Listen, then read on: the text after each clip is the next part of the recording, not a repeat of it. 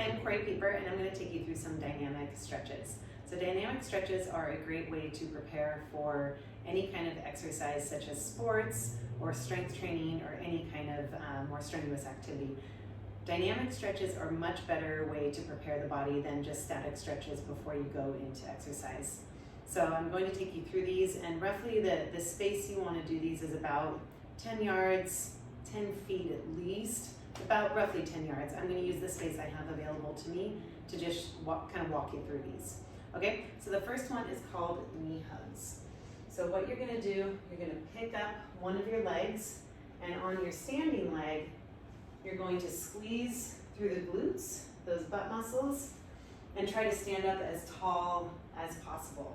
And again, you'll just keep going at this pace down your 10 yards. So on your standing leg, you want to end by being as tall as possible. You don't want to be slumped over or arched backwards. Should feel a little length through the front of the hip on the standing leg as well as that squeeze on the back. Okay, and then you'll turn around and you'll go back. The next one is called the butt kickers. So what you're going to do is, again, standing nice and tall, is just bend that knee.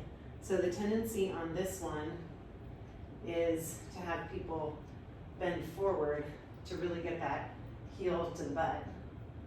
But instead, you just want to stay upright so you can really feel those hamstrings pulling your knee up, and you should feel a little pull in the front of the thigh.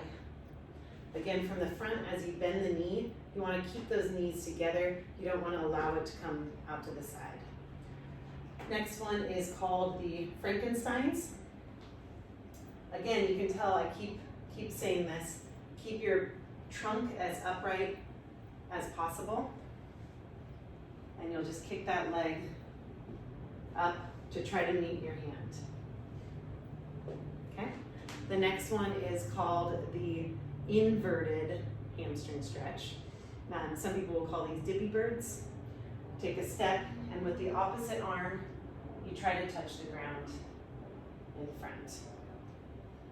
Again, you keep that trunk flat, and you imagine you have a straight line from your head down to the foot that's extending backwards behind you. So you don't want to end up like this to touch the ground. You want to keep those nice and long, like this. I would rather a person only go down halfway, but keep their body nice and long than to go down all the way and flex through that upper back. Okay, the next one is called the leg cradle. And just like the first one we did, except we're going to bring it across the body. It looks like this. So now we're getting a little bit more of a stretch on that glute. But again, the standing leg, you're nice and tall. You're squeezing through the glute to really get that stretch on both sides. Okay, the next one is called the lunge with rotation. And how I like to describe this one is, imagine you have a big beach ball and you're taking the beach ball away from that back leg. So again, it looks like this, where you're kind of arching away from the leg that's going behind you. As you take that big step, squeeze that glute. You should really feel a good stretch through the front of the hip on that trailing leg. Again, you go up and back your 10 yards. Last one is called elbow to instep. You take that big lunge step and bring your elbow right down to the inside of the knee. Light pressure on the hand that's down. Then you'll come up. Part of it is just getting that balance and coming down and putting the opposite leg down with the same arm here. So it looks like this. And again, from the front, it's a big step with that elbow to the inside.